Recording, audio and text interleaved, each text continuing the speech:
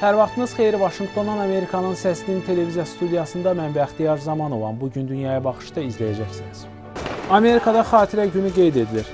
Yəməndə Huti üsyançıları ilə döyüşlər 48 nəfərin ölümü ilə nəticələnib. Fəllucə sakinlərinin taleyi narahatlıq doğurur. Bugün Amerikada xatirə günü qeyd edilir. ABŞ dövlət başçısı hərbi xidmətdə həyatlarını qurban verənlərin anım mərasimlərinə qatılır. Barack Obama Ağ Evdə müharibə veteranları ilə təşkil edilən səhər yeməyinə ev sahibliyi edəcək. Daha sonra isə prezident Arlington Milli Qəbirstanlığında naməlum əsgər məzarı önünə əklil qoyacaq. Bu bayram ilk dəfə Amerikanın 600 min insan həyatı bahasına başa gələn vətəndaş müharibəsindən sonra 1868-ci ildə keçirilmişdi.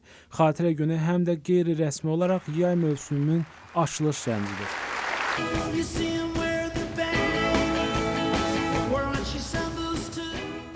İraqın təhlükəsizlik qüvvələri Fəllucə şəhərini mühasirəyə alıb. IŞİD-in nəzarətində olan bu şəhərdə qalan insanların taleyi narahatlıq doğurur. Hərbi qüvvələrin sözcüsü Amerikanın Səsinə bildirib ki, IŞİD yollara bombalar yerləşdirib, intiharçı hücumları həyata keçirir. Sünnilərin sıx yaşadığı Fəllucə şəhəri 6 aydan çoxdur IŞİD-in əlindədir. Şəhər ətrafında döyüşlərin intensivləşməsi ilə insanların vəziyyəti daha da ağırlaşıb. 800 nəfərin şəhərdən qaçmağa nail olmasına baxmayaraq, minlərlə insan təhlükə altındadır. BMT-nin Qaçqınlar Agentliyinin bildirdiyinə görə insanlar dəhşətli vəziyyətdədir.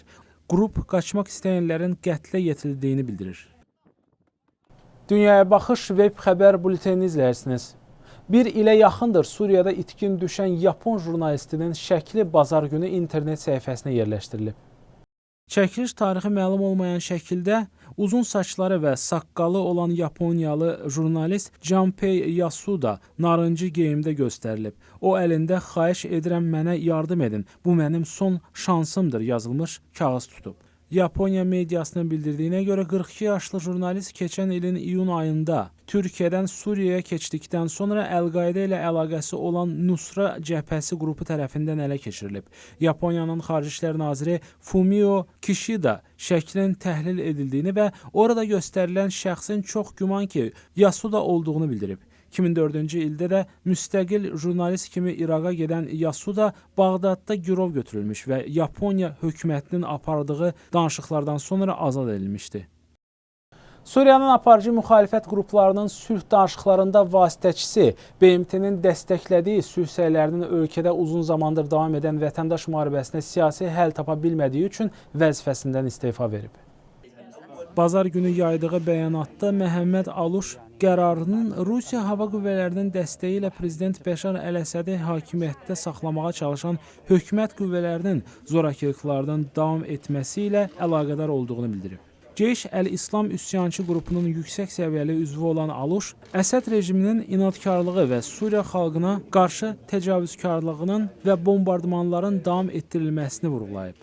BMT Aluşun qərarı ilə bağlı şərh verməyib. Cenevrədə aprel ayında 2 həftə davam edən danışıqlar Suriya sərhədində döyüşlər yenidən başladığı üçün heç bir razılıq əldə olunmadan başa çatıb. May ayının sonuna planlaşdırılan danışıqların 3-cü raundu da nəticəsiz olub. Ötən həftə BMT-nin xüsusi nümayəndəsi Staffan de Mistura bildirib ki, tərəflər minlərlə çarəsiz Suriyalıya humanitar yardımın çatdırılması üçün atəşkəslə bağlı razılıq əldə edilmədiyinə görə növbəti danışıqlar üçün tarix müəyyən edilməyib. 5 ildir davam edən vətəndaş müharibəsi 300 min insanın ölümünə, milyonlarla insanın isə evlərindən didərgin düşməsinə səbəb olub. Yəmənin hökumət qüvvələri ilə Huti üsyançıları arasında 2 gün davam edən döyüşlər azı 48 nəfərin ölümünə səbəb olub. Bu barədə Yəmən hərbi rəsmiləri bildirib. İranın dəstəklədiyi üsyançılar ölkənin mərkəzi bölgələrində yerləşən Marib və Şabba vilayətlərində hücuma keçib və hökumətə sadiq qüvvələr tərəfindən geri oturdular. Biz hücumun qarşısını ala bildik və əks hücuma keçərək üstünlük əldə etdik. Biz Əl-Alam ərazisini ələ keçirdik və Selim ərazisini nəzarətə ələ aldıq. Düşmənin bugünkü hücumundan sonra biz dayanmayacağıq, hücumlara davam edəcəyik deyə Yəmən ordu komandiri Musfir Əl-Hariti bildirib. Arabir hücumlar baş versə də, Yemen qüvvələri ilə üsyançılar arasında atəşkəs ümumilikdə davam edir. BMT-nin Küveytdə vasitəçiliyi ilə keçirilən danışıqlar atəşkəsin daimi həllə əvəz edilməsi məqsəd daşıyır. Yeməndə Səudiyyə Ərəbistanının hava hücumları ilə yanaşı quruda üsyançılara qarşı əməliyyatlar ölkədə humanitar böhrana gətirib çıxarıb.